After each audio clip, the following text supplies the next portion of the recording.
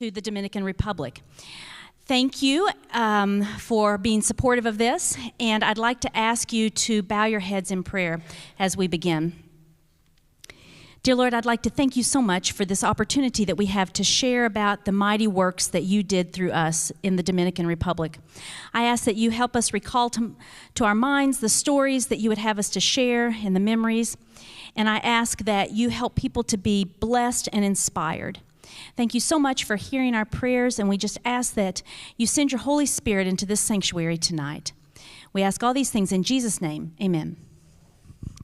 Well, a little background information, but actually I should say first, if you know someone at home that would like to watch this and you would like to text them, you can let them know that this is on the Greenville Adventist Academy Facebook webpage.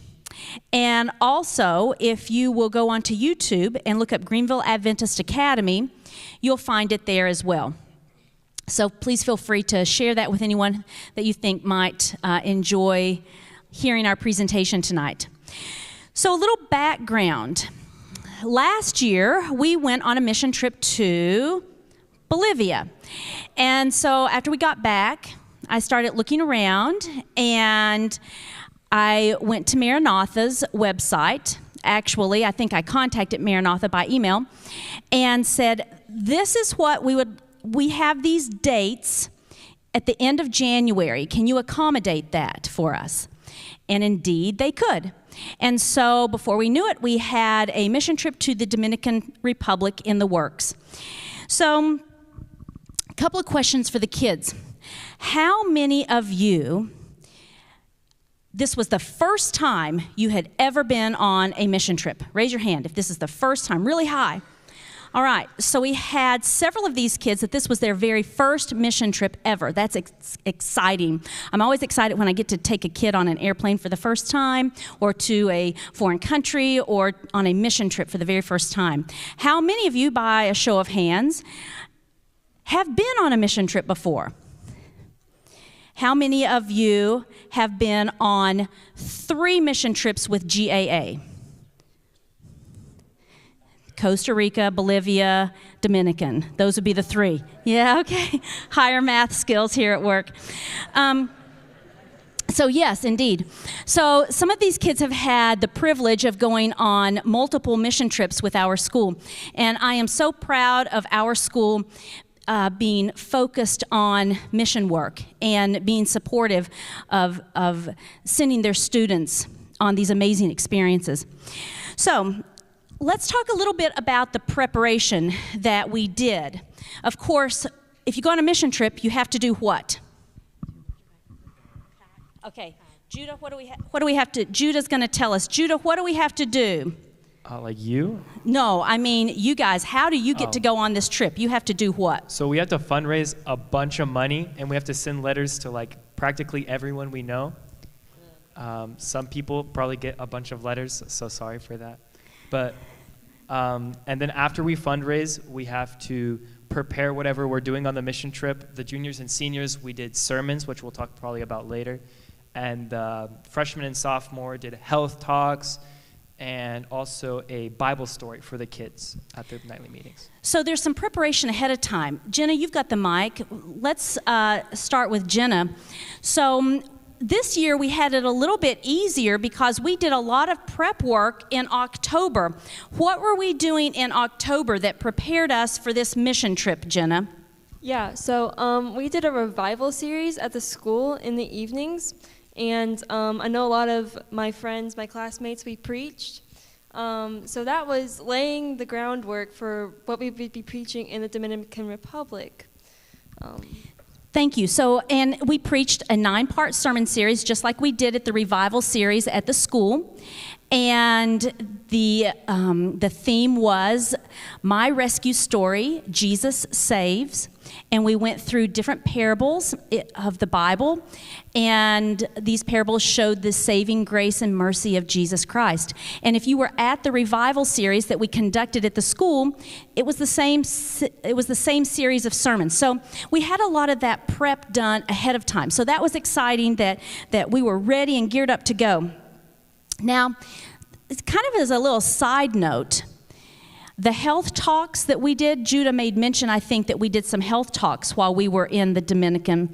These health talks, actually my students, it would have been Katie Jane's class, the class that was planning to go to French Polynesia but never made it to French Polynesia. We actually designed these health talks for French Polynesia, and we gave them in Costa Rica, and we gave them in Bolivia, and now we've given them in the Dominican. So it's kind of great that even though we never got to go to French Polynesia, we still have used things that we prepared years ago. Some other things that we had to do, and some of you participated in this. Thank you. We had to collect some things. Ellie Rose, what was it that we had to collect? We had a drive at the church and at the school. We had like a collection. At the school we have like family campus cup teams, and so each team, it was like a fun way to raise like a school drive to have like women's stuff like lotions or shampoos or soap or just anything like that. And we'll tell you in a minute what we did with those items. So we had collection drives. We had to raise money. We had collection drives. We had to pack a lot of things. Kaylee, hand the microphone to Kaylee Payne there. Kaylee, you had to pack a lot of things. What things did I give you to pack that I gave everybody? Bible study books that were in Spanish. Also little stuffed animals, toiletries, stuff for the glasses. So everybody had to take Ziploc bags of glasses, Ziploc bag of stuffed animals, Ziploc bag of toiletry items, Ziploc bags of Spanish Steps to Christ. So many of us were pushing the limit on the 50 pounds of luggage that you could have. So finally, the day was here, January the 18th, and we enjoyed sleeping in on that day, right? No. Emery, what time did we have to be at the school? Do you remember? Wasn't it like 2:30 in the morning? That's right. It was 2:30 in the morning. How many of you actually even went to bed that night? Well, I did. That was a rough wake-up call, let me tell you what. But at 2:30 in the morning, we left the school, or we arrived at the school and left shortly thereafter. And we flew out, and this one was a little bit easier. If you remember us talking about Bolivia, Bolivia was not quick or easy to get to. It took us 2 days, basically, to get there. Here, we left, albeit very early in the morning on Wednesday, but we got there Wednesday afternoon. So that's the advantage of that trip, at least. And so we arrived Wednesday afternoon. We were able to unpack and get settled in, and we were off to work the next morning. So we had essentially every day 2 teams. We had a vision team and we had a construction team. Now I want to talk first about construction. So how many of you guys, by a show of hand, worked at the construction site? Oh, that would be everybody up here. That's right. So everybody worked in construction. So someone pass the mics around so we have an opportunity to just pass it to the left or to the right. Somebody tell me what the goal was. What was our goal at the construction site? To build the church. That's right, to build a church. That was our goal. We got there, and Marcus, tell us, when we arrived, was the church already halfway up? What did we find when we got there? They had only done the frame for the roofing, and they had done the first layer of block. So basically, they had the concrete poured and 1 layer of block as the outline. So throughout the week, and you'll, of course, see pictures playing in the background, by the way, of a variety of things that we did and saw and experienced. But during the week, we had different construction opportunities. How many of you, by a show of hand, have ever worked on a construction site on a mission trip before? fantastic. We have some really, and let me just take a pause for a moment and say we have a really great group of hard workers. These kids know how to work. So kudos, parents and grandparents, for teaching your kids how to work, because they know how to get some stuff done, let me tell you. So someone tell me, what were some of the things that we did on construction site? Elijah, why don't you tell us, what are some of the things that you did on the construction site? So one of the things we did was move blocks around, get blocks positioned to lay. Some of us, Judah, Alec, and some other people, we mixed mortar and cement, and then brought it over to the site. Other people were laying brick, and some of us were running around doing odd jobs, bringing things for the guys hired by Maranatha to cut up. Good. Let's see. Emily, have you spoken to us yet? Tell us some of the things that you did on the work site. Well, one of them was really memorable. So we were pouring cement inside the block to make it a lot more stable. And Kaylee and I just got completely, just almost soaked in cement. It was very memorable. These, just as an aside, Maranatha has designed about 3 different church sizes, and they pretty much all go about the same layout. It makes it easier back in the States where they put the supplies together to ship off to the different countries. And they hired a special engineer to design a church that can withstand incredible hurricane forces.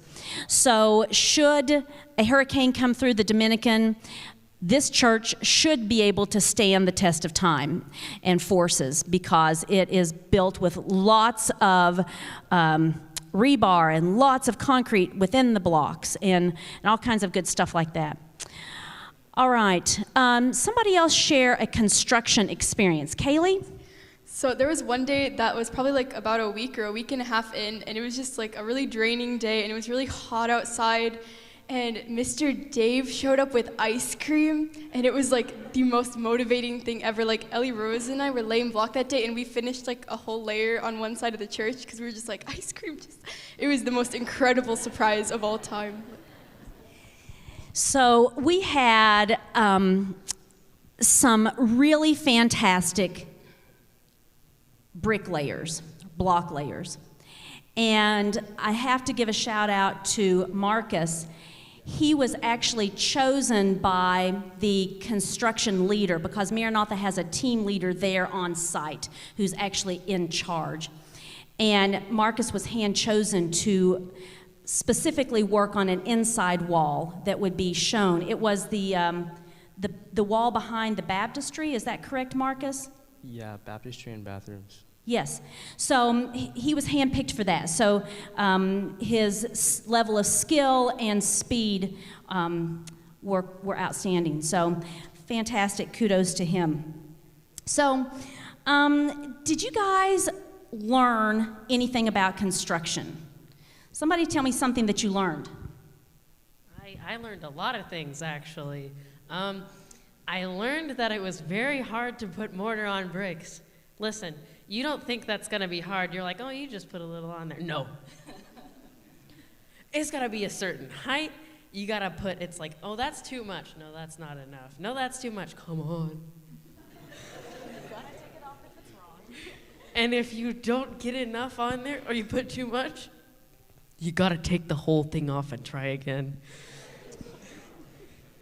I learned to never voluntarily choose to be the brick cutter at a construction site, because it has to be the most stressful job in the world. Why is that? So we had this guy at our construction site that was one of the Maranatha volunteers. His name was Koki, and constantly they would be yelling his name. Koki, Koki, Koki, Koki, Koki, you did this wrong, you did this wrong, Koki, Koki, Koki. We cut it like this.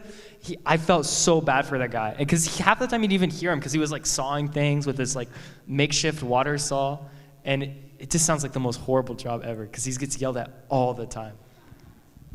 So some kids were a little speedier than others. I heard tales of students who would like, shoom, they would have a whole row done, woo, and others still laboriously working along on the 1 or 2 bricks. But they were trying, and so that's what counts. So I appreciate that. So I want each of you to say, so start the mic down at Sebastian. Just briefly tell, and it doesn't have to be a great big long story, just tell, what was your favorite part about construction? Was it tying rebar? Was it whatever? So just briefly say what you enjoyed most at the construction site. Okay, well, the part that I enjoyed the most about construction was the last day of construction where we laid the roof. And there were these like giant roof panels. Wait a second. How did you mean we got the walls all the way up? Yeah. Yes, I know the answer to that question. Okay, yes, okay, the punchline is, before we can even get to the roof, you need to know, we actually built the walls of the church. Is that not fantastic? So we started day one with one row of bricks. By the end, the kids had built the whole wall all the way up so that they could put the roof on the last day. Oh, it was fantastic. Go ahead, sorry. Yes, well, okay, so I think it was the most satisfying thing ever because you would just see one panel go up, and we had like, I think was it like 12 panels on each side? Or was it less than that? I think it was less. Okay, maybe like 10, something like that on each side. But it would just go one by one, and it was probably the hardest part. Like, you had to use actual physical strength to get it up and stuff. And then once that last panel went up, me and the boys, bro, we just started screaming. We were so happy, bro. That was awesome. It was so satisfying to see it be finished. So that was my favorite part. My favorite part was probably laying brick. I'm not the fastest bricklayer in the world, but it was so satisfying once you get like a whole row done. And then I also really enjoyed to come back the next day, or when I came back from eye clinic and came to construction the next day. It was so fun to see like how much progress the people had made before me. I enjoyed mixing mortar.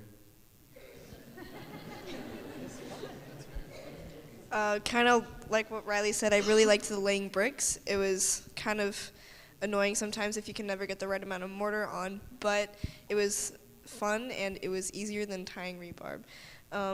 And also, I also like just being out in the fresh air because we had just come from winter in Tennessee, which I don't like. So it was so much fun to be out in the warm air and have the sun shining down on us all day long. Some of you will know that climbing scaffolding is really high, and it's very rewarding to just stand up and know that you've climbed all of that. Like, it's very rewarding in some way. I enjoy laying brick with Emily and Coach. We got 11 bricks in a row one day, and it was so satisfying to look back and be like, oh yeah, I laid those bricks. I'd say laying brick too, especially with like Ellie Rose, and then also getting covered in concrete with Emily. That was a core memory. I think my favorite part was probably tying rebar with Kaylee, because we were just goofing off the whole time, and yeah. I think my favorite part was when we started putting the windows in, because, well, okay, we weren't putting the windows in, but we were putting these things on the side so that it would hold in the cement when it got poured in, so it would make the arc for the windows, the arch. But it was really fun because we got to go and stand up really, really high in the scaffolding, and I got to be with Juan, and he was he was one of the leaders there, and he was just hilarious all the time. He would make the funniest jokes, and he'd say these funny Mexican sayings, and he was just a joy to be around. So the first day of construction, Sebastian and I were working laying brick, and we did great. That was probably my fastest day. And the next day, I went back, and I did not even half of what I did with Sebastian, so I decided to do something else. So I went with Judah, Alec, Caleb, and I think Elijah. And we were sifting sand and mixing mortar and stuff like that. And the best part of this job was you only worked half the day because the other half was sitting there waiting for the mortar to be mixed. And then while that was working, you just pretended to look like you were doing something. My favorite part was probably laying blocks as well. Also tying rebar, anything just to keep my hands busy. I also, one of the last days, it was when we were taking down all the scaffolding, we had to clean it all. And honestly, just as long as Kaylee is on the work site, you're gonna have so much fun. And one of my favorite memories was we were cleaning like the crossbars that held up the rebar, and we were like, with a sponge, we cleaned it, and we had so much fun. We called it the sponge and lunge because, yeah, anyway, it was super fun to just clean the scaffolding. Me, Serena, and Morgan sifted through sand, which was very entertaining and very satisfying. I like tying the rebar with the metal twisties.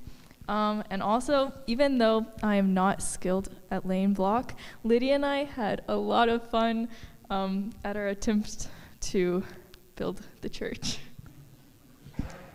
Laying block was pretty great.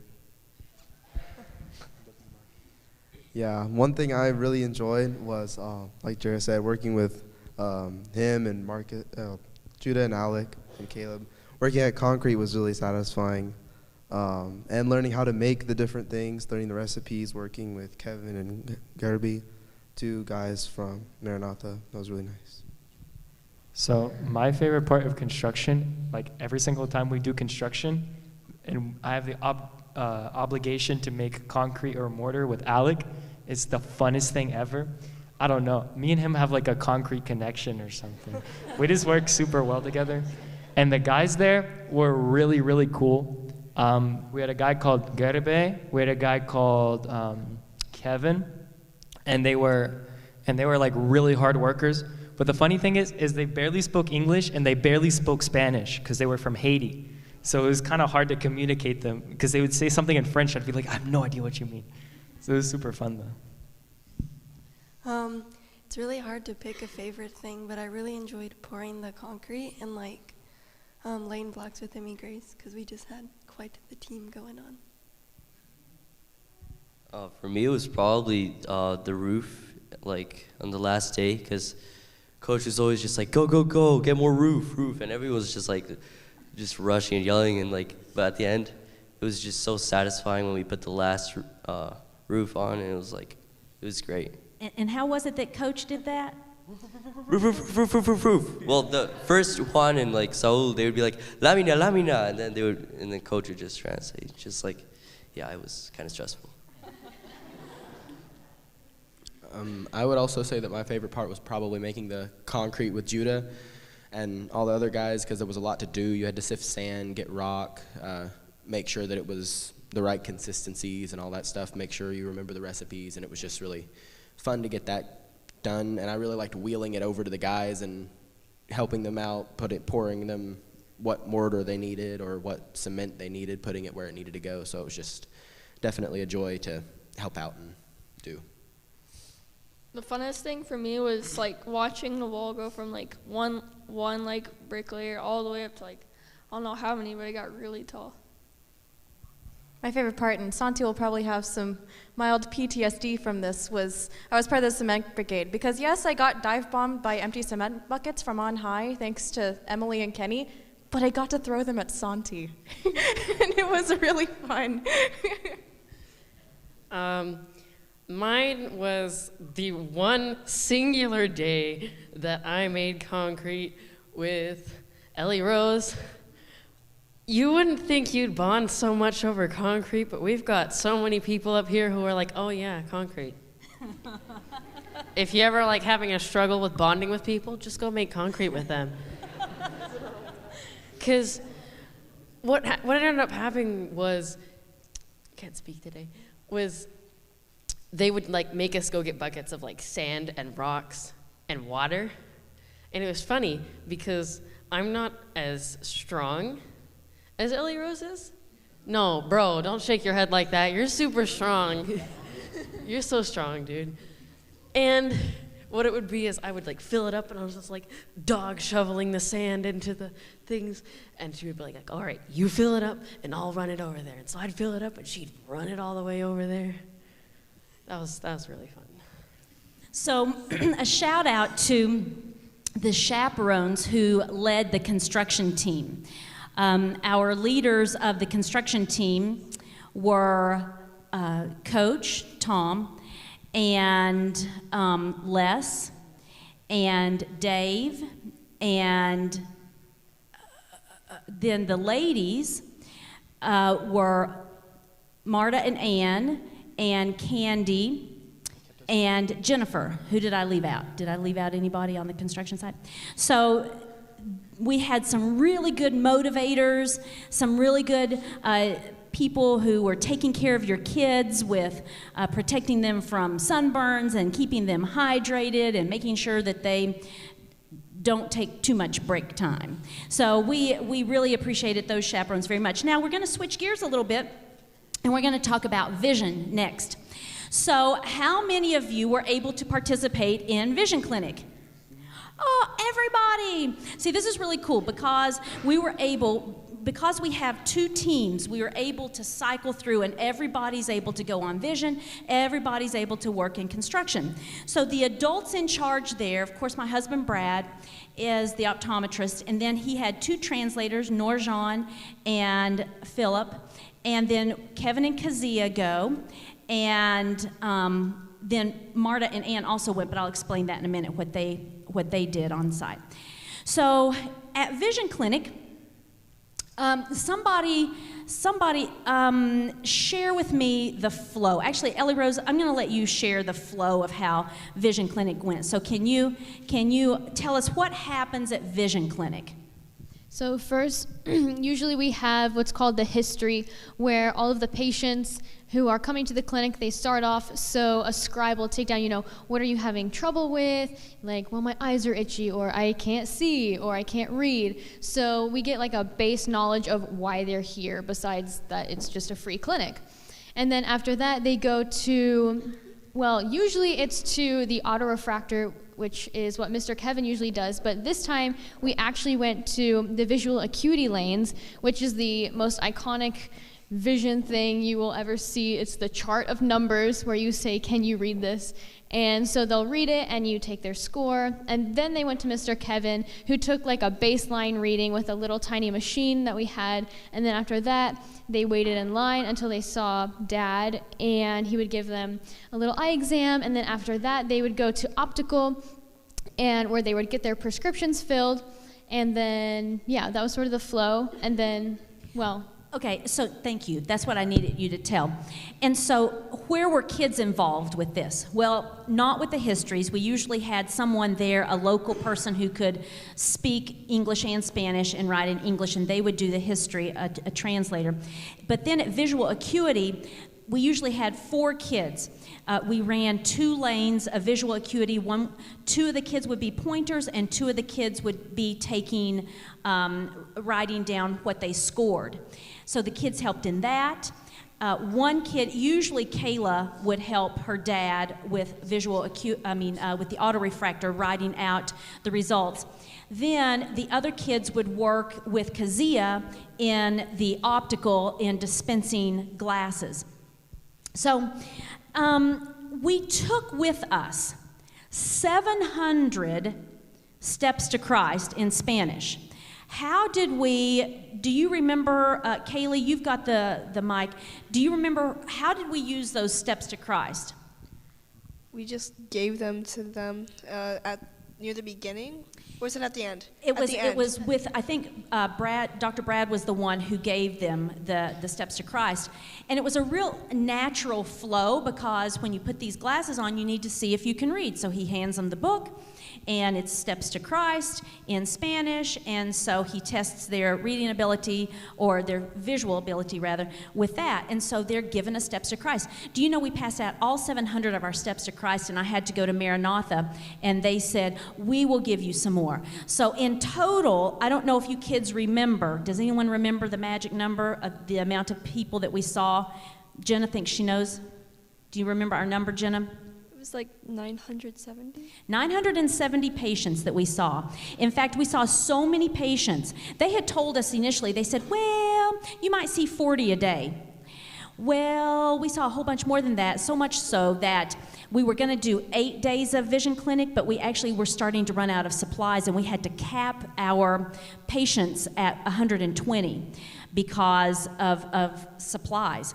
And so, but that actually was a blessing in disguise because that allowed us to do something else special on that 8th day that we can talk about in a bit. So we saw 970 patients, and I'm going to give you another number. 1,489 glasses and sunglasses were dispensed. So we saw a lot of people. Now, the things that they went home with, most of them went home with a couple of pairs of glasses. Obviously, if there were 970 patients and we dispensed over 1,400, they also went home with a Spanish Steps to Christ, a bookmark in Spanish that, if you ever go on mission trips, by the way, a little plug for My Bible First, they make bookmarks in different languages, Bible verses that have a real pretty illustration on them. So we had taken a bunch of bookmarks as well. Thanks to Mary Lou Turk, she has her own little private ministry that she does. She collects little stuffed animals throughout the year, and she gives them to me to take on mission trips.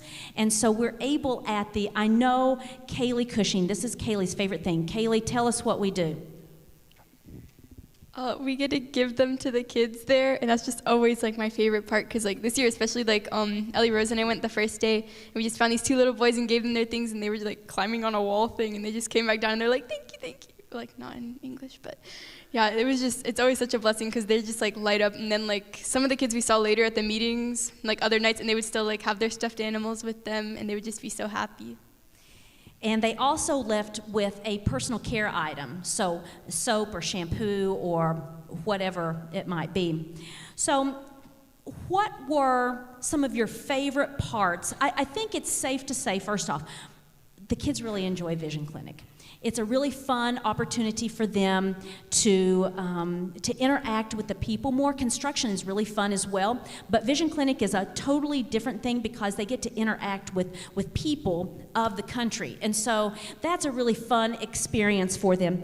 So share with me, I know some of you have some stories from Vision Clinic. Would someone like to share a story? Jared's got one. So I don't know Spanish. I got here last year, and I learned we were going to Bolivia, and I was like, oh, I'm going to learn Spanish. And I still don't know it. I was on the first day at Vision Clinic, and I started doing visual acuity, pointing at the wall, saying, hey, this is a number, read it for me. And then eventually I got to optical, so I was giving out these glasses, and some of these people are super picky. I'll give them a piece of glasses, I'll give them like 3 pairs to choose from. They're like, no, I don't like any of them. Go get some more.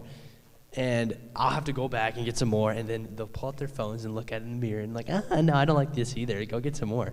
There was one patient I was with for probably 10 minutes, and I was speaking Spanish the whole time. That day I spoke more Spanish than English, and my brain started thinking in Spanish near the end of the day.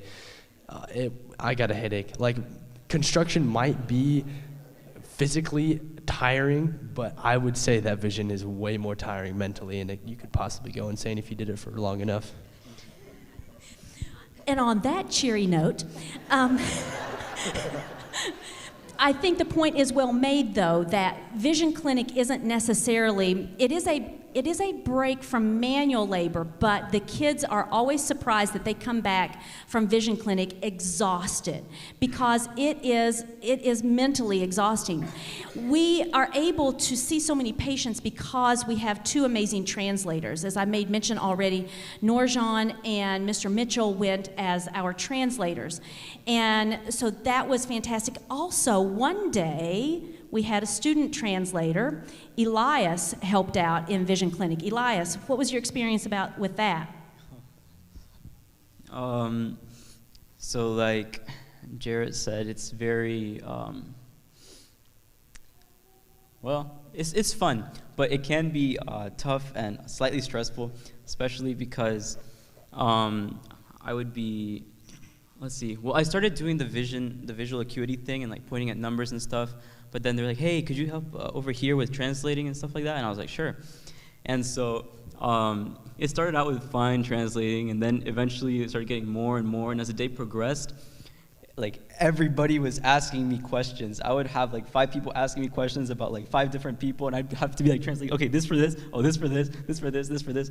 And it was like super overwhelming sometimes, but I love it. I love the intensity, and it's really fun. And then near like the very, very end, Dr. MD was like, well, we can probably get a bunch more people going if I guess some prescriptions and just send them to Elias for him to do it. So all these people were asking me questions. He just sent a bunch of random people over to me, and I was like having to go and find those things, but it was really fun. And one day you translated for Brad.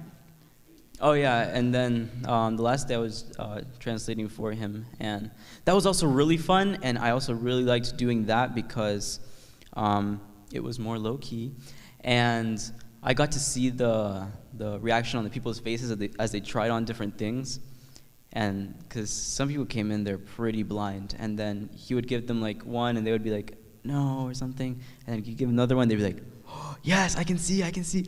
Oh, there was this one guy, he gave them some glasses, and the guy was very blind, and when he put them on, he's like, wow, those are incredible, those are perfect, those are insane, I love these, and he's like, what about these? And he's like, wow, those are even better. I love these even more.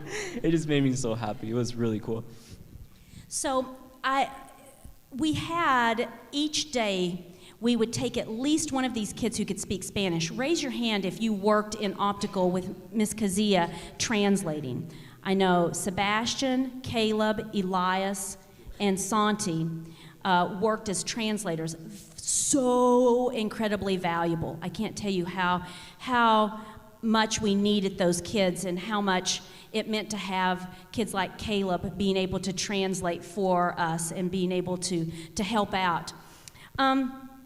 So I want some of you were able, and Elias made mention of it, when they got glasses, how joyful they were. Some of you were able to witness some of those experiences. Does anyone have, and I know some of you didn't, and off the top of my head I can't remember which ones of you experienced that. So if you had one of those experiences, could you tell us about that? Kaylee. I had this one really sweet lady, Miss Kazia, and I helped.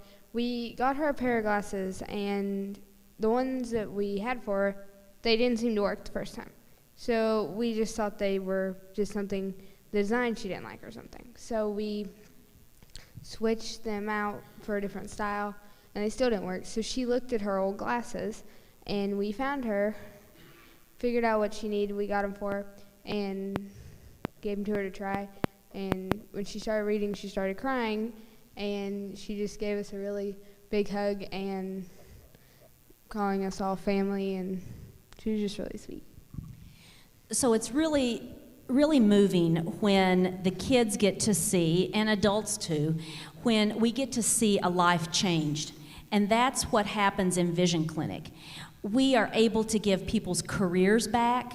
We're able to help people who've not seen anything. We're able to help them to see again, to read again, to enjoy life again. So doing vision clinics is an incredible opportunity for us to help in the community, and it's such a fantastic wedge, an entering wedge for that church, because all of our vision clinics, with I think the exception of one, they were all held in the local Seventh-day Adventist churches, and they were all at 7 different locations. And so now all of these churches have had a swarm of community members come into their church. And so they've been able to establish a friendship now. And hey, this is something that they've done for their community members. So it's such a fantastic thing that we're able to do with vision clinics. And a couple of little shout outs here. Brad is a member of ASDEO, which is it's an Adventist Optometry Association. I'm not sure what each of the letters stand for, but in a nutshell, that's what it is. They have a heart for mission work. And although the members of ASDEO have not met any of these kids, they donated $11,000 for these kids to go on this mission trip. So that's tremendous that they have such a heart for mission work. They also provide, one of the things that ASDEO does, they provide eyeglasses for mission trips. And so some of the glasses came from Asdeo, some of the glasses came from my husband's practice, and we even had CSC donating some sunglasses as well, so thank you to CSC. So we are able to do incredible things thanks to the generosity of other people. So does someone else have a story from Vision Clinic that you would like to share? Emily does. So I was working in visual acuity with, I think, Judah, and there was this really, really old lady, and so I did her visual acuity, and Judah was talking with her. Obviously, I couldn't understand, but after she left, he said when she was really young, she got really sick, and she couldn't go to school, so she couldn't read the letters on the chart. And then when she came back, I mean, she was all, like, literally crying, and she just gave us all a huge, probably the biggest hug I've ever had from such a tiny lady, and it just filled my heart. How many of you had hugs from some very grateful person at Vision Clinic? I know there were plenty of hugs to go around because they were so thankful and so appreciative for the love that was shown to them and the gifts that were given to them. Does someone else have a Vision Clinic story? So there was one day where I was on visual acuity with Kenny, and we were doing solid, okay? But if you know me, you know that, like, I'm okay with kids, but I'm not great with them, and sometimes they scare me. And there was this one lady who came in, and she came in, and her kid had some sort of mental disorder, and he was having a horrible anxiety attack at the Vision Clinic, and, like, he took one look at Kenny and me and just tried to run away, screaming, crying, hiding. Like, every 3 seconds, he just bolted towards the door, and his mom's, like, holding on to him, trying to keep him, no, don't go out into the street, there's motorcycles. And we're just kind of standing there, not really knowing what to do. I'm trying to, like, gently get his attention because I don't want to make anything worse. But, like, we have to check this kid. And this random lady who already went through, she was so nice. She came up and she got his attention and she started, like, kind of distracting him, sort of. And she got him to calm down enough for us to do the visual acuity. And it was so relieving, and she was so nice, and we were so grateful. Or at the very least, I was very grateful. I also had a story. So every now and then there would be this one. Often it was a single mom, or that's how it appeared, who had like 3 or 4 kids. And my favorite thing to see was when one of them had a baby, and typically that baby would end up going to Miss Ann. And it was just really sweet to see how Miss Ann would always step in, because it's like, hey, you got a lot of kids. You want some help? We all need some help sometimes. And it was just nice to see Miss Ann holding a baby every now and then. Like, you know, that kind of made my day. Babies. And it was very happy for her, because obviously she can't do that with me anymore, so. Rip. So just the kids had so much love. Oh yeah, I think a picture just was up on the screen of Miss Ann holding a baby. So we just had so much love to pour out. Somebody else have a story from Vision Clinic. Morgan. Yeah, so mine isn't exactly like the conventional Vision Clinic story, but I was working on visual acuity with Lydia and Kenny and Lily Beth, and like most everybody has said, we were all super exhausted, and so we were just kind of going through our line, everything, and we saw this okay, so there were 2 different lines. There was one to the autorefractor and then one to Dr. Brad. So we saw like a bunch of chairs opening up for the line to Dr. Brad, but the line was just building up and up for the autorefractor. So we were like, Mr. Kevin, is he taking these people? So Lily Beth goes back there to check on him, and she comes back and she's like, guys, he's asleep.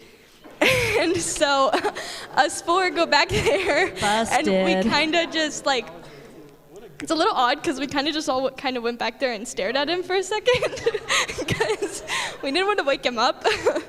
But then we went back out to visual acuity, and he comes out like 3 seconds later getting another patient, and we were like, okay, so yeah. Generally speaking, though, Mr. Finley was a very hard worker, so hard of a worker that he had to rest his eyes for a moment. I mean, that's all it was, right, Kevin? Okay, somebody else, a story from Vision Clinic. Kaylee Elliott has one. So it was my first day on Vision Clinic, and I was working in visual acuity with Ellie Rose. She was the pointer, and I was the one writing everything down. And we had this one woman, and she was coming up, and she could see most of the numbers, and so she was going down the line like we usually do. And so then we got to the row that she couldn't see. It was too blurry for her to understand what it was. And we kind of expected her to say no, or just no, like most of the people did. But she paused for a second and looked at us and was like, "Nuh-uh!" And it was the funniest thing, because she was so enthusiastic that she couldn't get it. And it was just so funny. It's fun to work with different personalities, for sure. We did something new this year. We weren't able to do a vacation Bible school because the kids were in school. Sometimes Maranatha runs vacation Bible schools during the Vision Clinics, but that wasn't going to work. So Maranatha has a vacation Bible school that is based on the 8 principles of health, New Start, essentially. And so we took that and we modified it. And so what we did new this year, and I love it, I want to do it again when we go the next place, and that is, while the people are waiting in line, we give health talks. And so and I will say Miss Marta and Miss Ann were in charge of the health talks with the kids.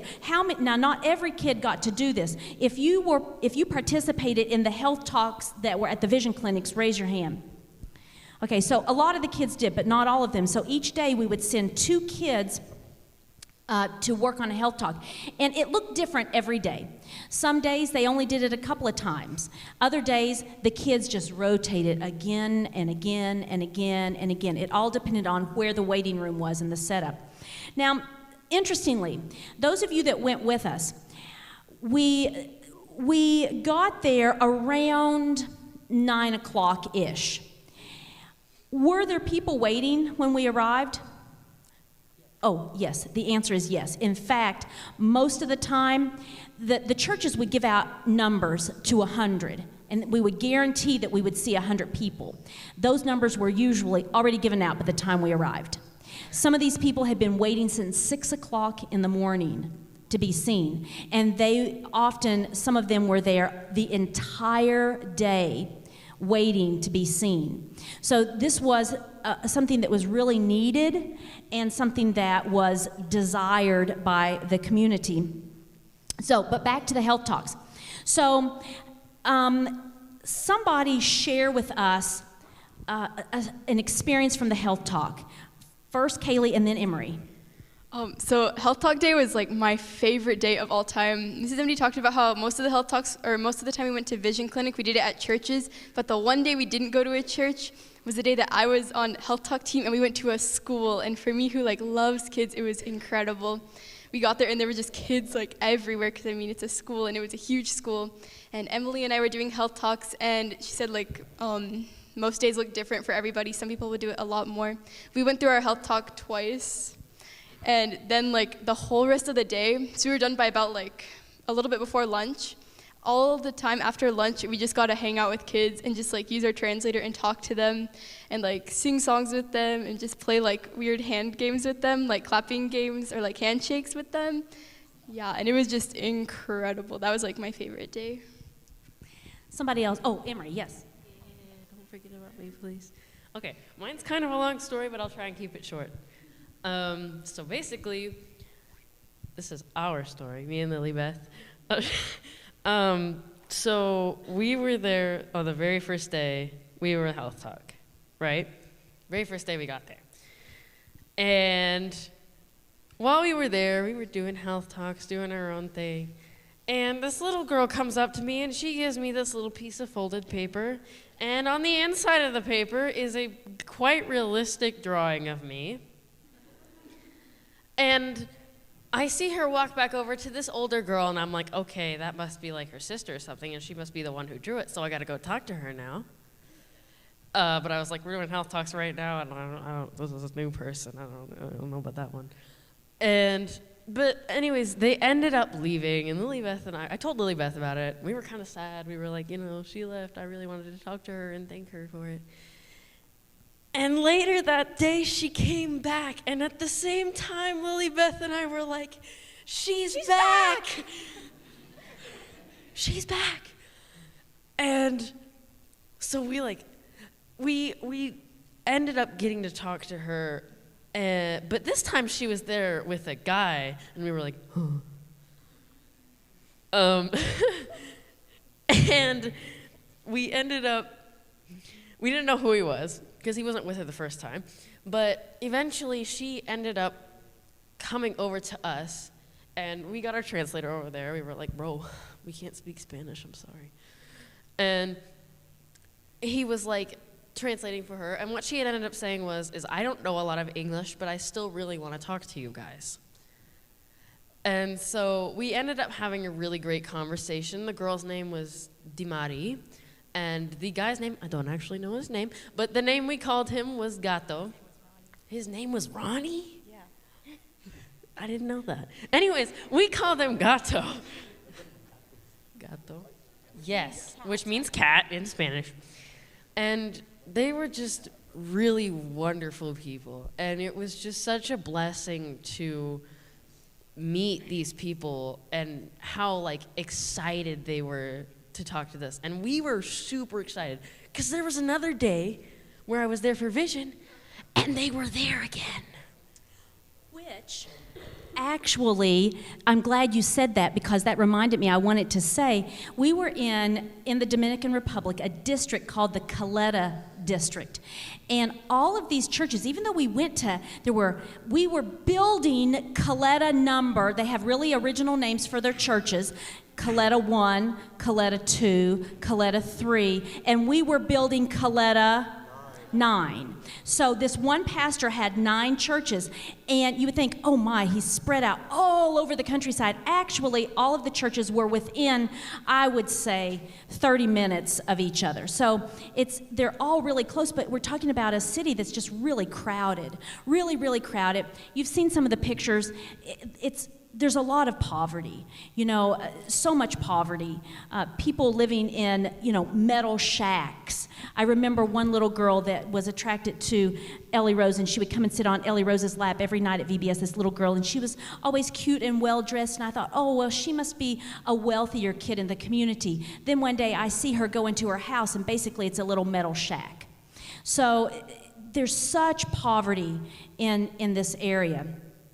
But our area that we worked in was, like I say, fairly centralized.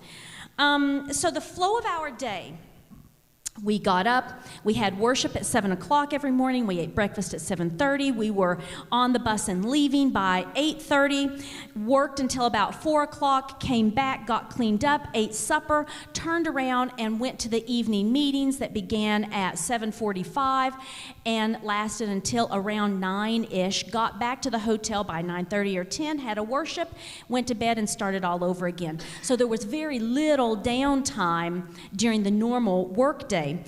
But let's talk now about another highlight, and that was the evening meetings. So during the day, the kids were either working on construction or working at Vision Clinic.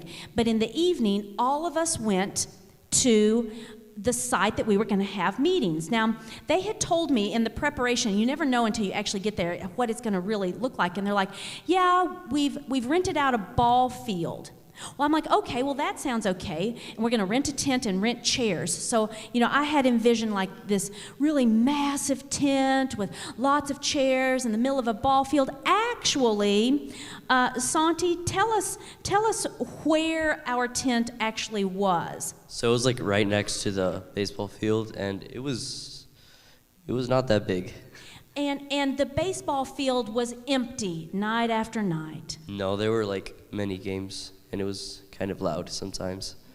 And was sometimes pretty our loud special sometimes. musics had to compete with neighboring boom, boom, boom, boom, boom music that was going on locally. So it actually, once we got used to it, we adjusted. And one of the blessings, does anyone remember the lady who was, her husband played baseball, but she had her chair in the baseball area but turned around facing our meetings, and she told the pastor how much she was enjoying the meeting. So it was a real blessing. So we went to this, and somebody tell me, let's see, somebody that's not spoken much yet, somebody that hasn't said much yet.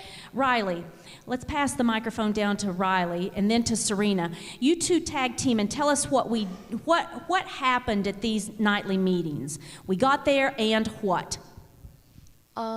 Basically, we got there and then worked our way through the large crowd of children chasing us.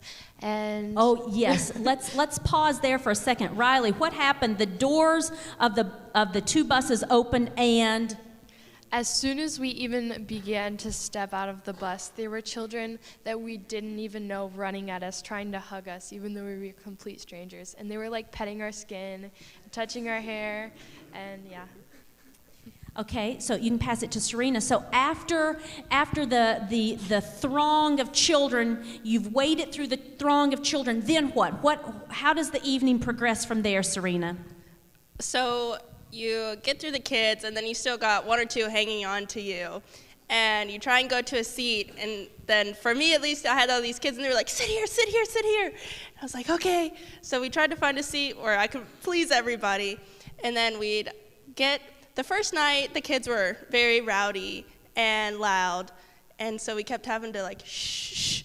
But throughout the week, they got a lot quieter, and they started paying attention more because there were prizes when they got questions right the next night, and so we finally got everybody to calm down, and then we would have song service.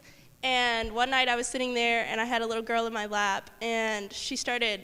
It wasn't the song we were singing, but she was looking through my songbook, and she started reading the lyrics of the songs to me, and that was really, really sweet. And then we would have special music, and a lot of the kids.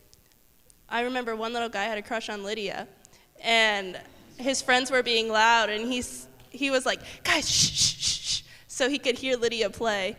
And that was pretty funny. But so we had song service, which, by the way, Mr. Mitchell's been working with the kids for a very long time now, learning songs in Spanish.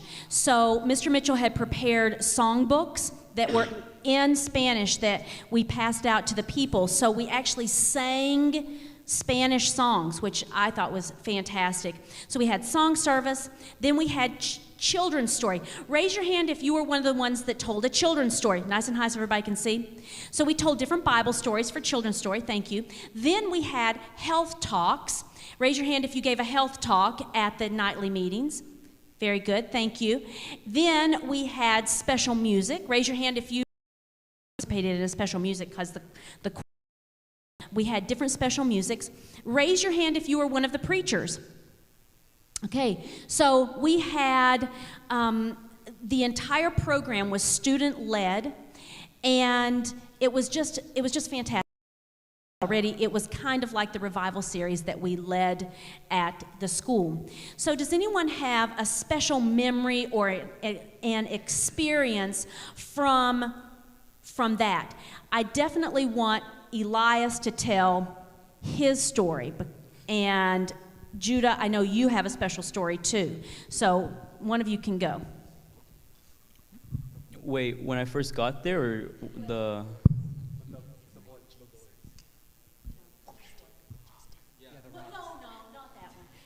That's the best one. Okay, tell whatever story you want to tell, and then I'll make sure the other one gets told. How about that? Okay, well, I guess part of it was when we got there for the very first night. I walked out, and there were like a few kids there. I don't think there were that many the first night. I don't quite remember, but I just remember that the most charismatic little kid I've ever seen walked up to me, And he basically like, is like, hi, how are you? And I'm like, I'm good, how are you? And he's like, oh yeah, I'm good. Where are you guys from? And I'm like, we're from the United States. And he's like, oh, cool. What are you guys doing here? And I was like, actually, we're having this really awesome thing going on over here, an event at this tent. And there's going to be stories, and there's going to be prizes, and there's going to be music and all sorts of cool things. You should come. And he's like, really? I'm like, yeah, you should come. You can sit with me and everything. He's like, awesome. So we start walking over to the tent, and then I think for a second, and I'm like, So I look at him like, hey, do you have any siblings or friends that you want to invite? Like, anybody's invited. You can bring anybody. And he's like, yes, I do. I have a bunch of people I can invite. So I was like, okay, awesome. Go, bring them. I'll be waiting like over here, sitting somewhere. He's like, okay. So he runs off, like all excitedly. And then I hear like a little scream behind me a while later. And I look, and there he is running down the street, like coming towards us, and he's looking behind, he's jumping, he's like telling everybody to come, and there's this swarm of kids coming behind him. And I'm pretty sure he invited basically every kid there, and I think he invited Jorge, what was the guy that got baptized? Jorge Luis? I think he invited him too, because he was friends with like everybody there, he knew everybody. And he was super charismatic. And I'm going to jump in and say one thing. I think some of the kids are finally realizing the value of being bilingual, because all of this is happening because Elias can speak Spanish. So the kids who are bilingual on this trip really were able to make even more connections. So just keep on learning Spanish, guys. Okay, go ahead. Keep going. And yeah, the thing is, those kids, they were pretty rowdy sometimes, but at the same time, I do think they learned a lot, and they were definitely, they were one of the biggest impacts in their community, because they were the ones that were going out there and they were talking to everybody about it, and they were the ones that were really excited.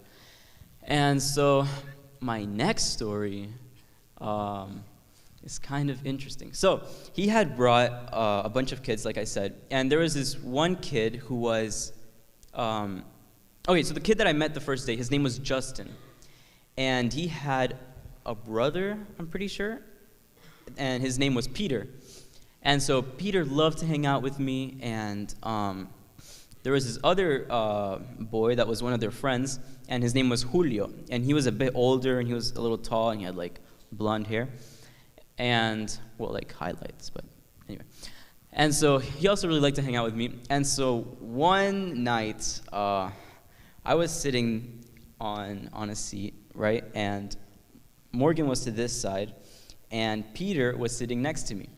And so all of a sudden, can I stand up?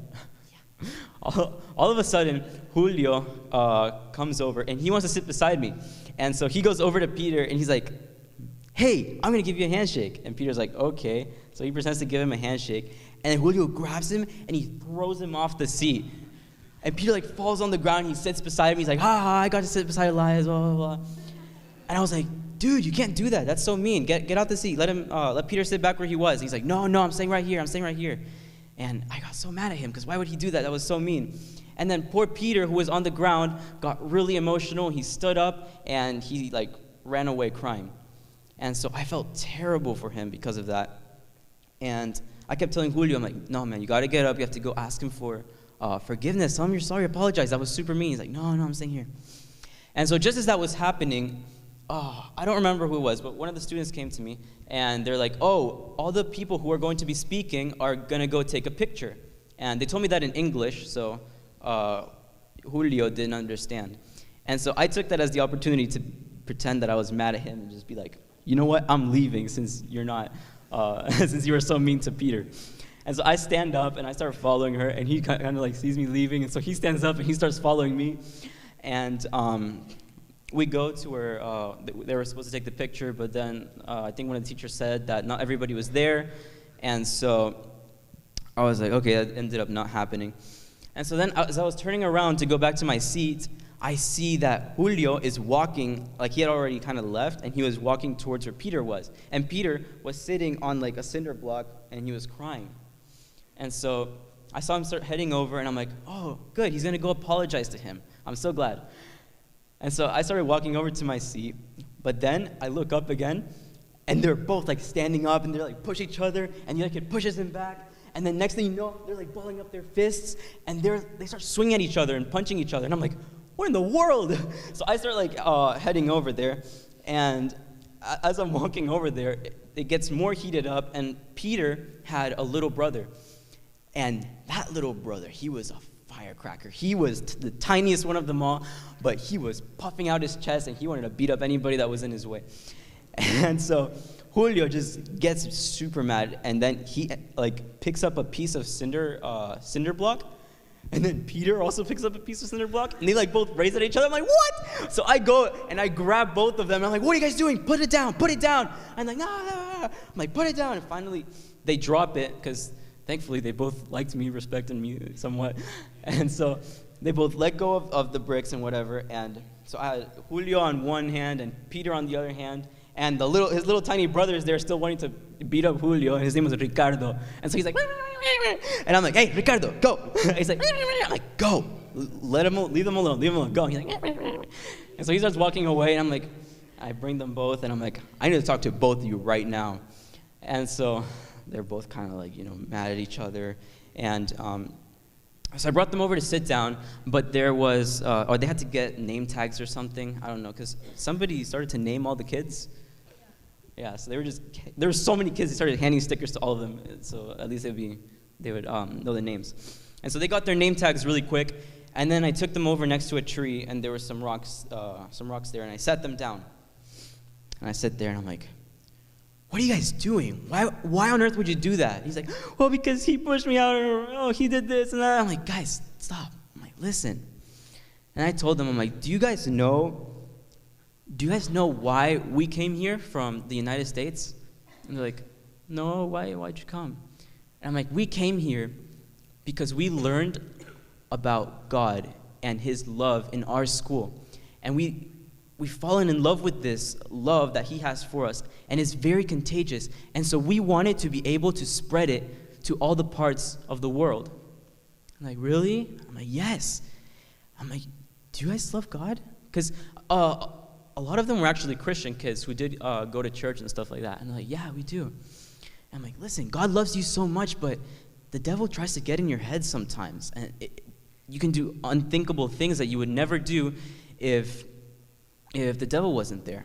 And that's what can happen, and that's what happened when Jesus was, when the mob went against Jesus and wanted to crucify him. And I started telling them about all these stories and stuff, and I started telling them that they gotta love each other, and they gotta make up for it, because at the end, they're gonna be the only people that are there for each other. They're basically siblings, they all live there in the same place. They're like, yeah, you're right, this and that. And so, eventually, to my, not surprise, but to my joy, I suppose, they made up with each other, and they gave each other a handshake. And then, while we were sitting there, they started asking me questions about the Bible and stuff like that, because I had brought it up. They started asking me questions, and about the story, and about the children's story, and I start answering them. And as I'm talking with them, more and more kids start coming around that tree and joining around and like sitting around and listening. And next thing you know, we were having like a almost full-blown Bible study right there. And then as that was going on, the people in the tent had started to sing. And so we couldn't really hear too much about what we were talking about. So I'm like, all right, guys, let's go back to the tent and let's just go listen to the music. We can sing, because the children's story was right after the singing. I'm like, so we can sing, we can listen to the children's story, and then if you guys want, we can come back here and keep talking. I'm like, okay. So we all went back, and we sat in the tent, and they were singing, and then the children's story came, and then, and by that time, I was sitting with Julio and Peter. And I don't know where Morgan went, but I just wanted to make sure they were taken care of. And so the children's story passed, and then the health talk came. And that night, it was about like alcohol and drugs, I'm pretty sure. It was about temperance, yeah. And so it was mentioning alcohol, drugs, and all this stuff. And so they were all listening really intently for the first time ever to this health talk. And then they start asking me like, wait, why are drugs bad for you? Why are they so addictive? Why this? Why that? And I'm like, well, I was trying to answer the questions quietly and stuff, and then eventually I'm like, all right, you know what? Let's just go sit over there, and I'll answer all your questions. And so we all went back there, and we sat. It was just me and Julio at the time. And so they start asking me all these questions, and I start answering them best as I can. And as we're talking and talking, I really wanted to give them the best information I had on this, because apparently there was a lot of vaping. Vaping was very popular over there, and especially around their neighborhood. And a lot of the kids told me that they had been offered it, and some of them had tried it, some of them hadn't. And so, in the most non-parenting way that I could, be like, what in the world, why would you do that? I tried to be like, no, you shouldn't do that because of this and this and this and this and that, and this is how it's going to affect you. And so I gave them something to think about, and they were like, oh yeah, maybe I shouldn't try this. And so I was really glad that I got to talk to them about that. And as we kept talking about that, more and more kids started coming again, and next thing you know, we had a whole get-together going there. And eventually, the topics totally kept switching. It went from drugs to what you think, basically. And I started teaching them how sins can be done in the mind, and it doesn't have to be done by actions. And I think one of the reasons I brought that up was because they had gotten so mad at each other that one time, that day. And so I was talking to them about anger and how it can be controlling and all that. And as we kept talking and talking, apparently so many kids came that it started to get very rowdy. And so eventually one of the teachers came and they were like, hey guys, we're trying to have, a service over here, so you guys are gonna have to go sit back down. But I was really glad that happened that night, and that I was able to talk to them about all those things, and I hope that it does have a lasting impact on their lives. I think our students, one of the things that we had one of the biggest impacts on were the kids. That's a fantastic testimony, Elias. I appreciate that so much. And I know Judah always is able to connect as well. And this is kind of like a repeat of Bolivia, except different place and different kids. Judah, tell us your story.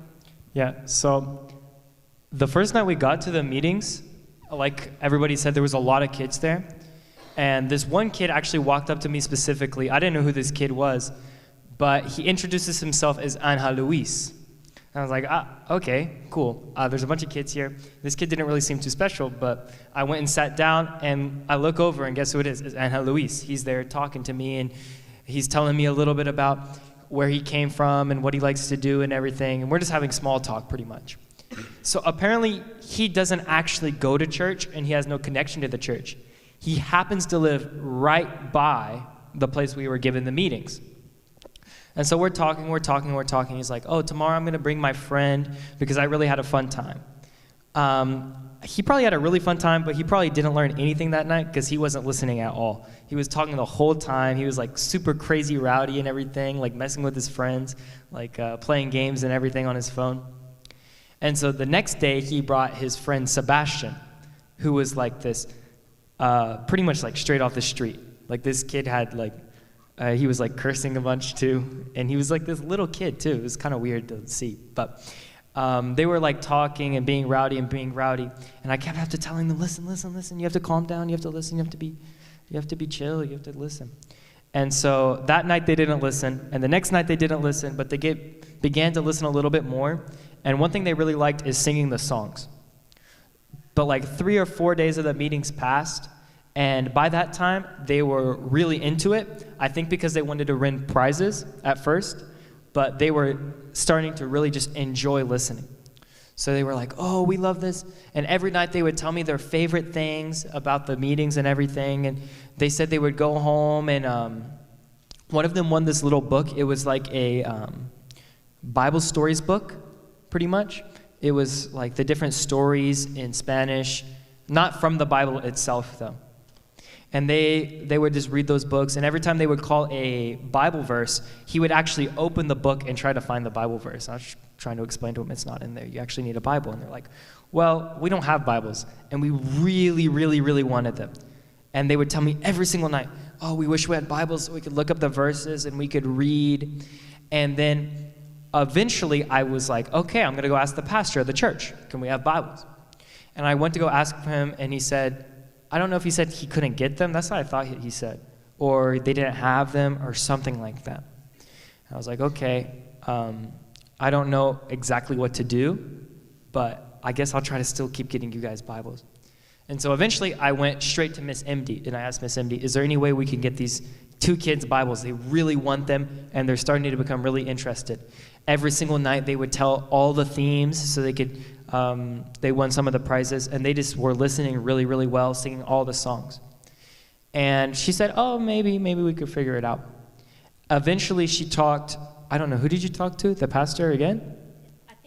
I'm not sure if it was the pastor or Emmanuel, truthfully. I can't remember now. She talked to somebody, and they were able to get 2 Bibles for them. And so the first night I was going to give to them, but Miss MD forgot it back at the hotel, which was fine. They were like really disappointed though. But the next day at church, right, we were able to get them Bibles, and we gave them to them, and they were just ecstatic. And the entire time they were looking in their Bibles, they were reading it, and they were like, oh, I like this verse, I like this verse, I like this verse. And Angel Luis specifically really liked the book of John, and he kept reading these verses from John to me. He was like, oh yeah, I really like this one. And so it was just really cool being able to see the kids go from like rowdy, they didn't care, they had no connection. And by the end of the week, they were like the best listeners. They would actually go and tell their friends to like, be quiet, be quiet. We're trying to listen to the service, be quiet, be quiet. And so it was cool seeing these kids that had no opportunity and really just had a desire to learn the word. While here in America, we literally have Bibles everywhere. I mean, I have like 5 at my house, and sometimes we don't even read them, which is like, come on. There's people in parts of the world that are dying to hear it, and we neglect it. So that really impacted me. And just seeing how much these kids changed, and they even said they wanted to become baptized after they studied more. And so I've actually been keeping in contact with Angel Luis, and Sebastian actually doesn't have a contact or something. You have it? What? Okay. Apparently, I need to get his contact. But I've been staying in contact with Angel Luis, and he's been telling me, oh, I've been reading this, and they've been studying it, and I'm just really proud of them, and it really affected me in a positive way. And I was there with Judah when he gave those Bibles to the kids, and we were talking with them, and we asked them, like, are you going to be a missionary for Jesus? Yes, yes. And so we encouraged them to be missionaries. So, okay, yes, Emery. I can make it quick, I promise. So, I am a pretty artistic person. You can ask anyone in this room. Or anyone here, that is. And so,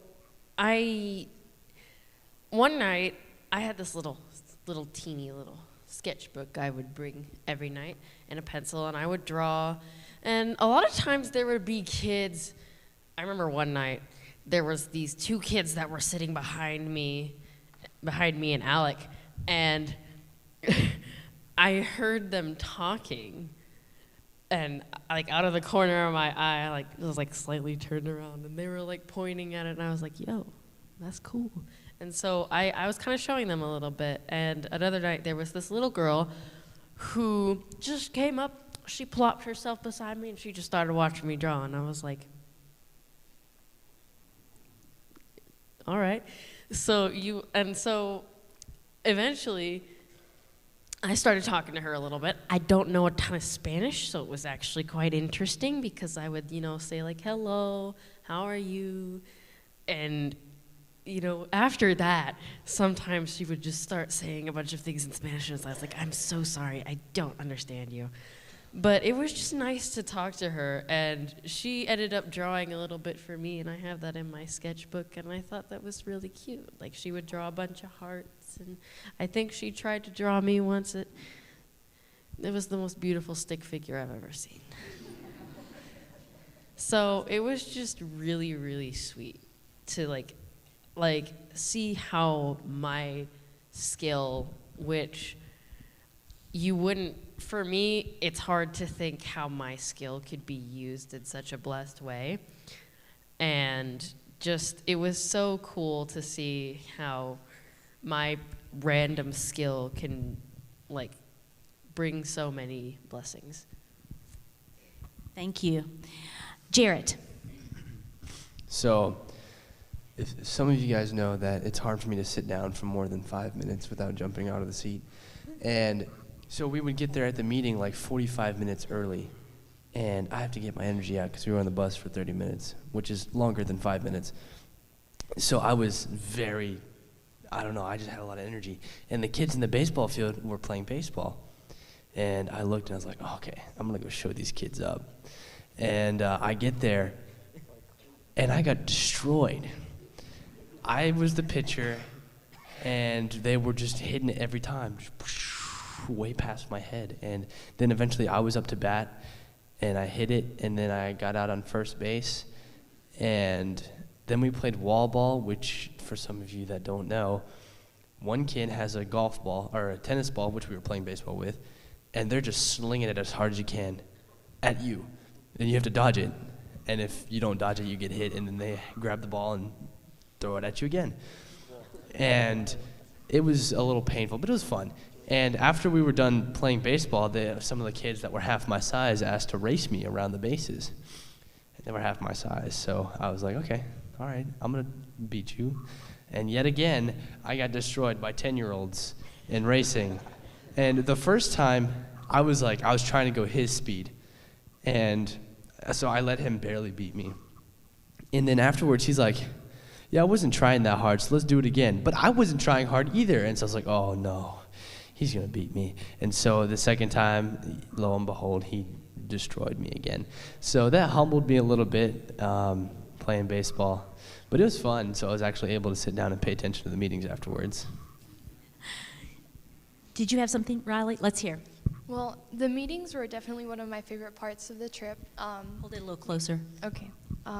We got there, and then we sat down, and we were listening to the sermon, and I noticed this little kid in front of me, and all the other kids were like friends and in their own little group, and they were at a different part of the church.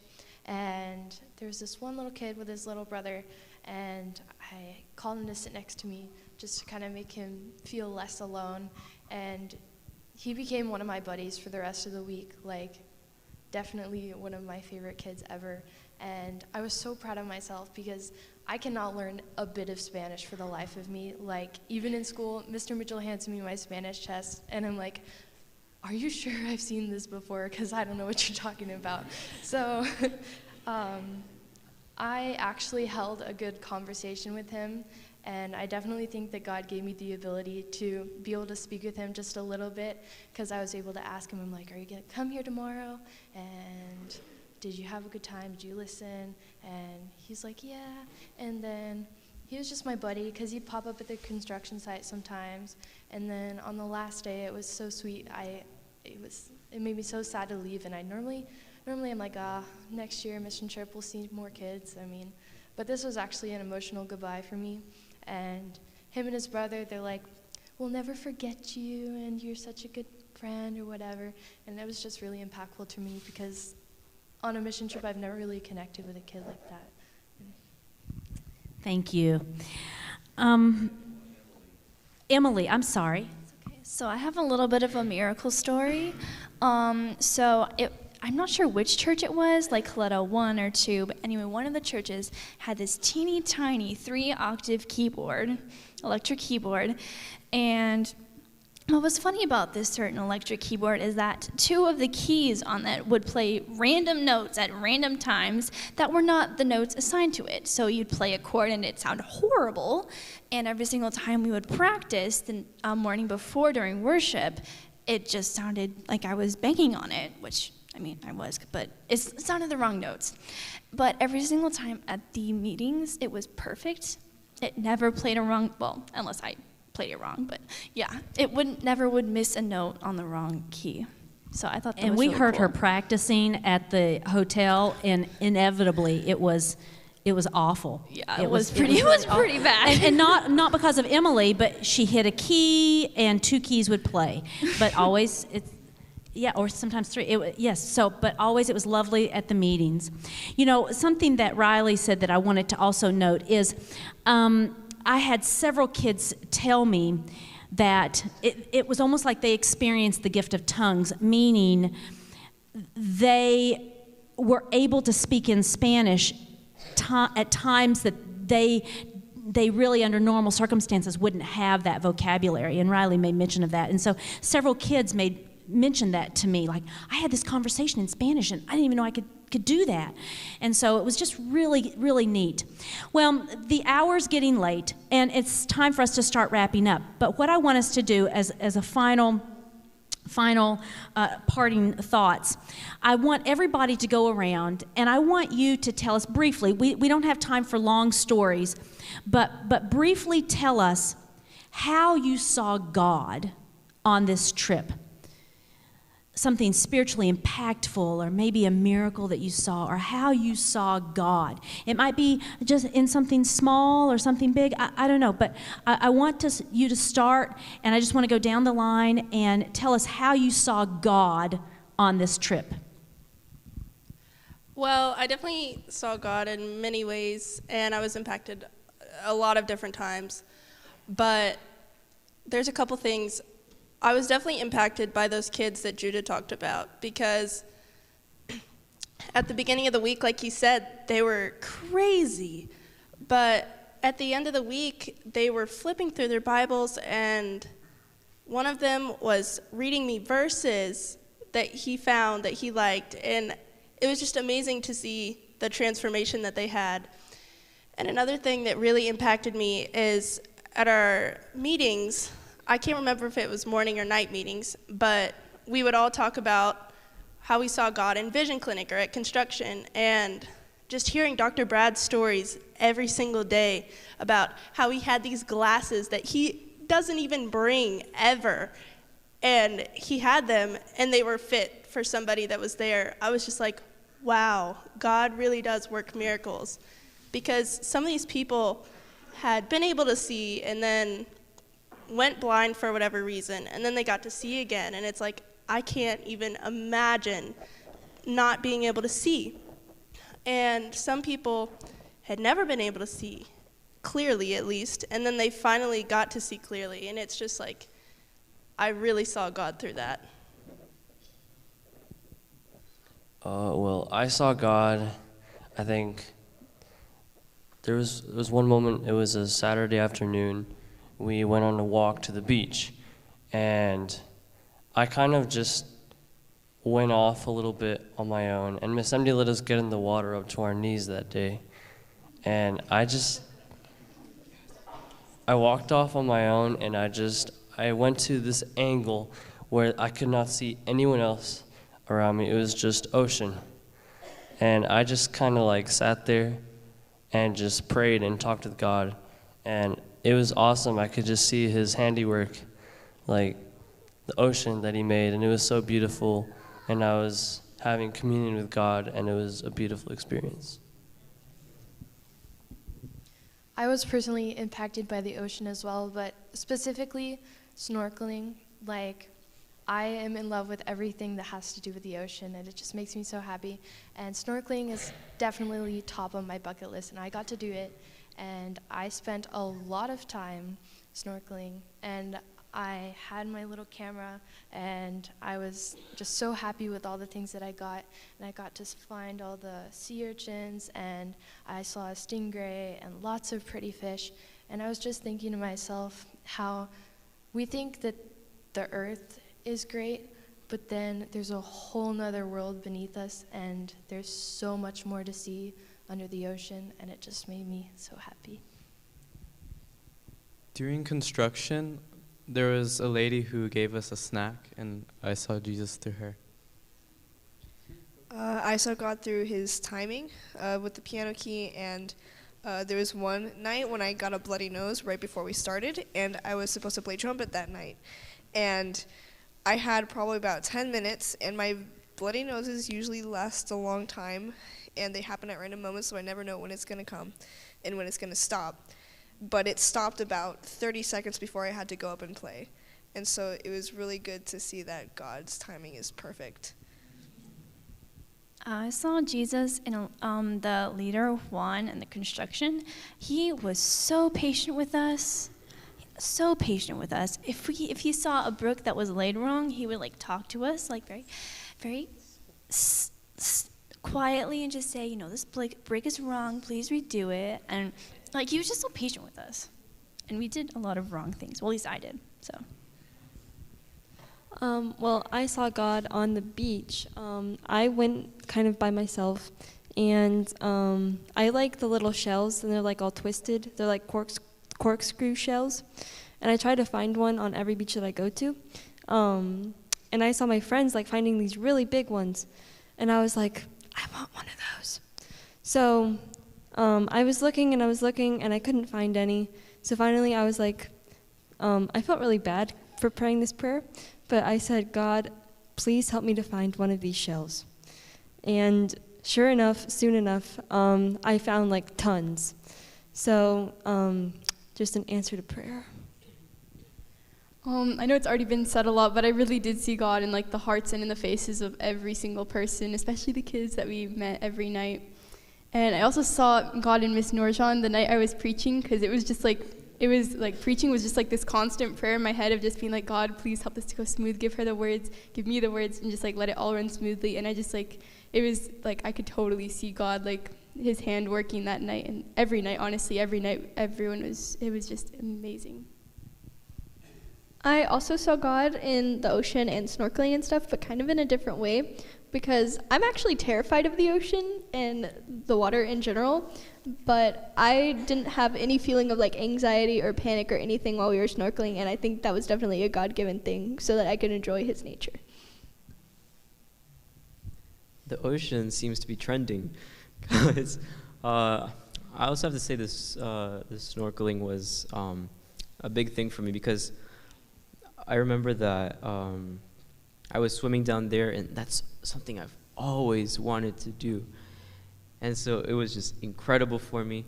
And I was going down there, and I was looking at all these little things, and that's when I started thinking that, wow, there's so many little things that have so many intricate details and colors and different kinds of beauties.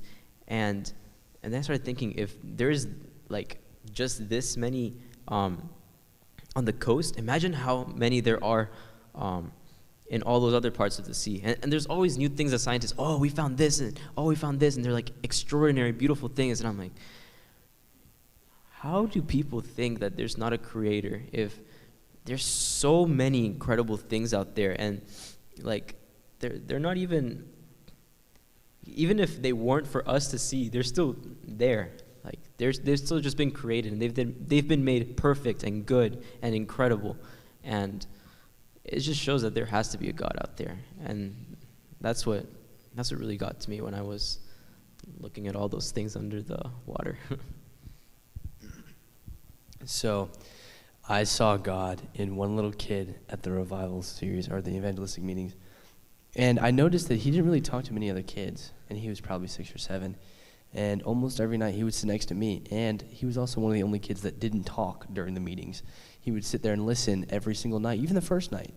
And he would sit next to me, and he'd have a smile on his face the whole time. And I would talk to him a little bit, welcome him, say, hey, are you coming back tomorrow? And then he would just listen the whole time, and he would leave, and I never saw him afterwards. But he would always sit next to me, and always had a smile on his face. I saw God in my classmates and in my peers, because like going on this mission trip, I got to make like new relationships. Like I got to know Emery really well. I got to, know a little bit more about Kenny and all these people that like aren't in my class. And when I'm at school focused on one calculus problem, my mind is totally on this one thing. I'm focused only on myself and my grades.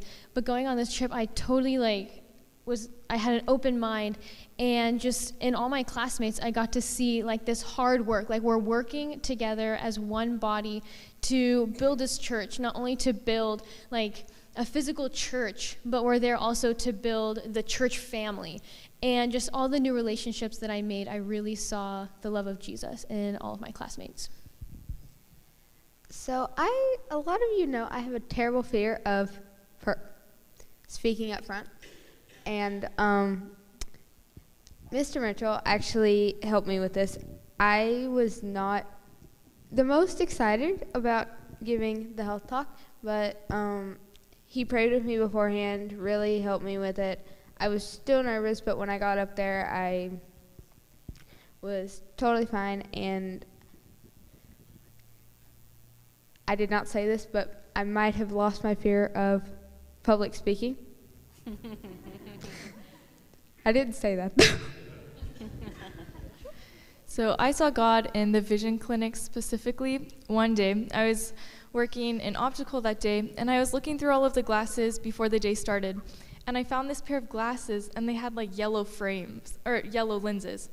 And well, my dad doesn't bring yellow lenses to give out normally, and so I just thought to myself, I'm like, I'm gonna see a miracle today. I know these are like for a specific person, and like a great story is gonna happen. And sure enough, we gave them out that day to a lady, I think, who really needed it for a certain like eye problem she had.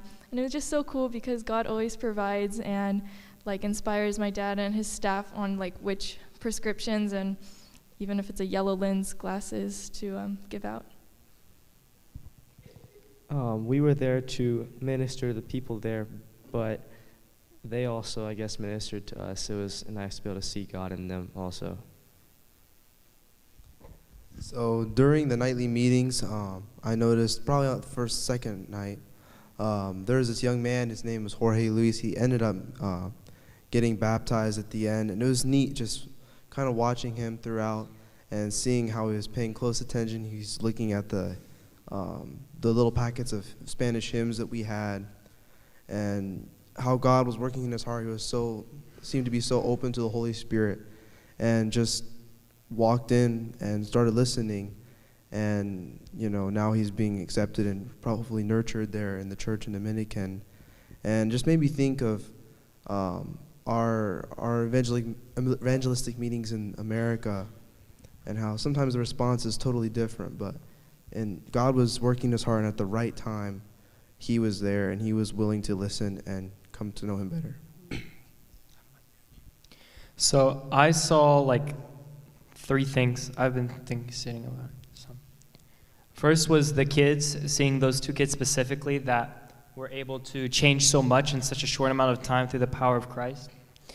The second one was the workers and the church members. I really got a good connection to the workers. I liked them a lot. They were really cool guys.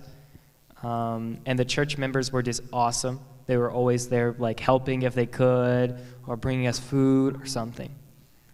And then the final thing was the nature. The ocean was beautiful, but I also got to see a monkey, and I love monkeys. So that will like stick in my mind forever. So those are 3 things that really affected me. One of the things that happened, like when we first landed in the Dominican, we had to go through like customs, but when we got there, we just kind of walked through. And so that was very neat. Let me just add a little bit, teensy-tiny into that. Whenever you go through customs in many countries, it's a huge issue that we always pray about. And people who've been to the Dominican, they're always like, oh yeah, everything gets opened, and we have to give them some eyeglasses just to, get ours through. We just walked on through, and they didn't stop us. They said, oh, okay, and they let us go. It was amazing. Anyway, go ahead. Okay, so for me, it was like the nature. It was just really beautiful, like the ocean and like just the view. It was just gorgeous, and like I was just praying to God, like, thank you for this. It's just really nice. For me personally, it was also the thing with the customs. At first, and I thought this too, because like in Costa Rica and in Bolivia especially, it was like a huge deal getting through customs.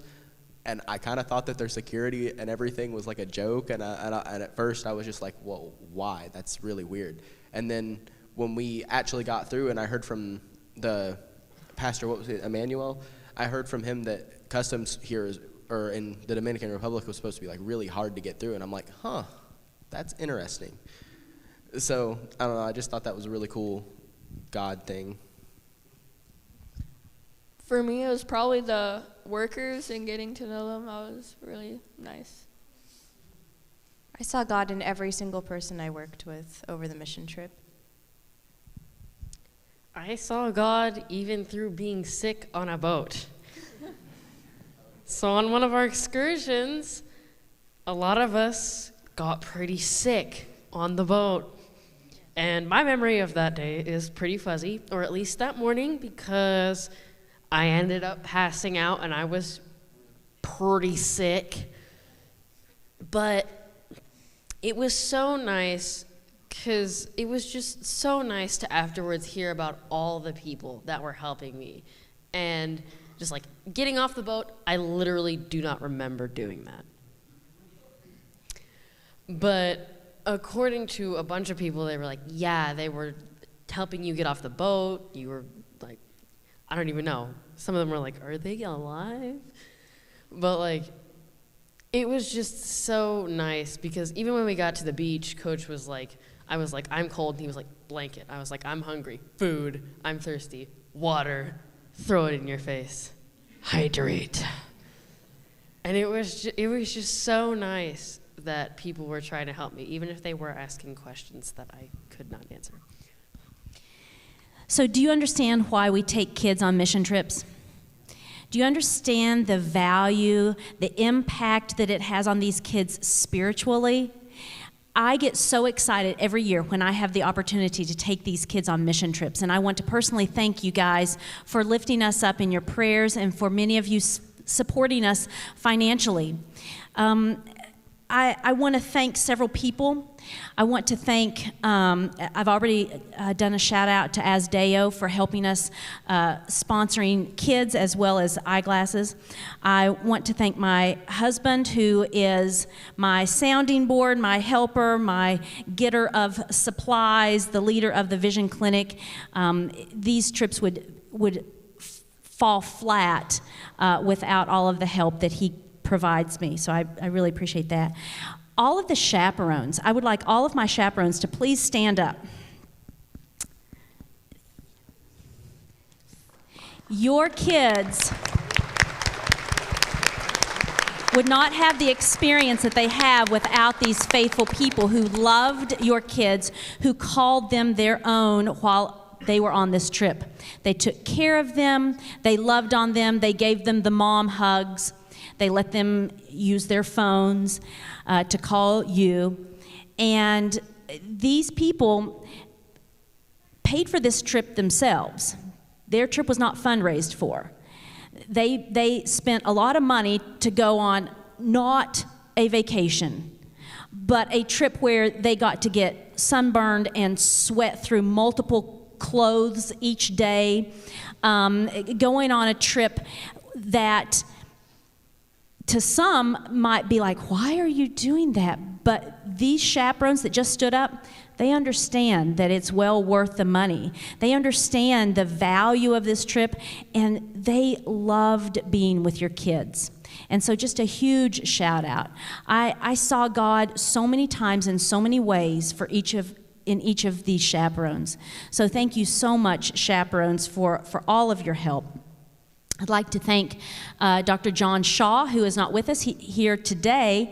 He lives down in the Chattanooga area, but he still faithfully supports this trip financially, and he gives each high school student $50 as spending money in addition to donating to their trip. But Dr. Shaw, many of you know his story. He grew up very poor, and he recognizes that kids need to be able to have some spending money. And it warms my heart every time I think about his desire for kids to not miss out.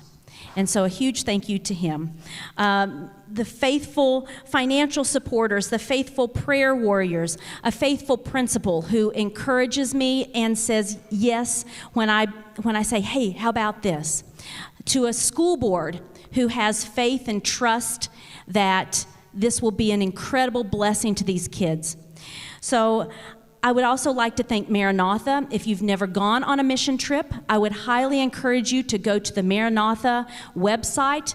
They have a variety of mission trips that you can choose from, and it will be one of the best experiences of your life. I can guarantee that. It is a well-organized, well-run ministry. You will not be disappointed if you go on a mission trip with Maranatha. Especially the gentleman who helped us on this trip was Emmanuel. He is a Maranatha worker in the Dominican, and we just love him. Such a sweet, sweet soul, and so helpful in so many ways. So the big question is, where next? Miss MD, we have someone else to thank. We would all like to thank, everyone here would like to thank you, Miss MD. Oh. Very, very, very much. Yes. Well, it is my joy. I love doing this. So, what? Oh, okay, yeah, real quick, we didn't get to do the 8th day of vision, so what did we do instead? We painted a church inside and out. Amazing. So we were able to buy the paint supplies, and the church members came out and they helped, and so we were able to do that. So the vision team went and did that on the 8th day. Thank you for reminding me of that. And we got coconuts. And we ate coconuts out of the church's backyard. Stuff. Yeah. So where next? So we got to pray about that because I don't know yet. So please keep that in your prayers because we are excited about what next school year holds. Join us in prayer, please. Dear Lord, we thank you so much for this opportunity. We thank you for the stories and the testimonies that will resonate for years to come. I thank you for putting enthusiasm and excitement in the hearts of each one of these kids. I thank you for giving them an experience, something that they can look back on to say, I saw God. Thank you, dear Jesus, for that experience. We thank you for this Sabbath day, and we ask that you bless us and bless the future mission trips of Greenville Adventist Academy. Please give us wisdom as we decide where we will go next year. Be with each one of these participants, each one of the chaperones, each one of the family members and friends. May we all be inspired to tell others about your love for us. We ask all these things in Jesus' name. Amen. Thank you so much. And by the way, if you'd like to hear more stories, next Sabbath at this church for Sabbath school, my husband will be making another presentation. There's so many stories we could keep talking for hours and hours, but he will also give a presentation at Sabbath school next, not tomorrow, but the following Saturday. Good night. Thank you so much for coming out and supporting us.